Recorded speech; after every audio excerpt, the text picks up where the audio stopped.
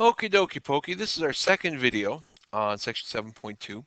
We're talking about distributed properties. So if you don't know what distributed property is, go back and watch the video on area models. It talks about what distributed property is.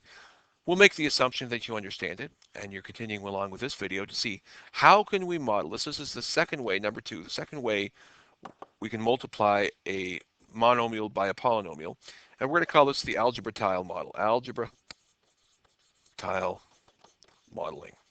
And we used it in 7.1 when we multiply a monomial by a monomial. It's just an extension in terms of making the length a binomial. So we're going to start off with our length and width template for our algebra tiles. And here we have a binomial multiplied by a monomial. So I'm going to take my binomial and I'm going to put it up here. So 2 plus 3x. I'm going to put a 1 and a 2. I'm going to shade those in because they're positive 1 and positive 1. That represents this 2.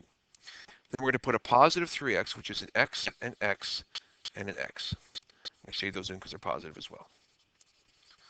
So here we now have the expression 2x plus 3 modeled right there. Okay, 2x plus 3 as our length. Our width is going to be 3x. So we're going to go down here 1x, 2x, and 3x. I'm going to show you those in. Now, these aren't the best x's in the world, but you get the idea. And now we have a width of 3x. So the inside of this algebra tile model will represent the product of 2x plus 2 plus 3x multiplied by 3x. I'm going to put my rectangles down. Then all I'm going to do is connect the lines here. Go straight across, go straight down, go straight down, go straight down, go straight down. And now we have our area. Now we have to ask ourselves, are these going to be positives or negatives?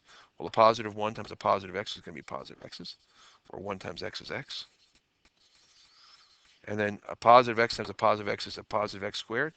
So these are all going to be positive as well. I suppose I should use a red rectangle to kind of separate them. But here is our area in here. And that is going to be 1, 2, 3, 4, 5, 6 x's. 6 x's plus an additional 1, 2, 3, 4, 5, 6, 7, 8, 9x squared. Now some of you might be a little OCD and like, you have to rearrange the terms, Mr. Mac, because you can't have them in descending degree of terms. You have to rearrange them. So if you wanted to rearrange them, you could say 9x squared plus 6x. That is the associative property of addition. That doesn't matter which term way you add them, it's still the same thing. Rearranging them does not affect this product. And therefore, that's how you represent the product using algebra tiles of that model.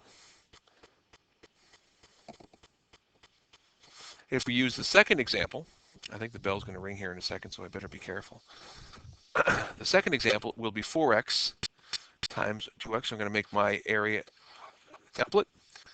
I'm going to put 4x as my 1x, 2x, 3x, 4x's. Shade them in solid.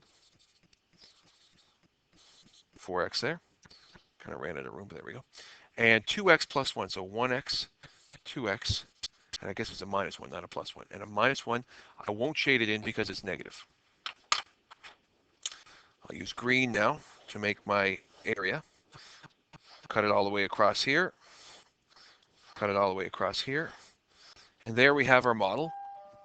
So again, just like the last one, this is a positive times a positive, which makes this a positive x squareds. All of these are positive x squareds. If I interpret those, that's going to be 8x squared, so positive 8x squared. And since this is a negative 1 times a positive x, these are all going to be negative, so I'm going to leave them unshaded. A negative 4x is what that model, algebra tile model, is showing. So therefore, the solution to this one will be 8x squared minus 4x if I simply use the algebra tile modeling to show the product of a monomial by a polynomial.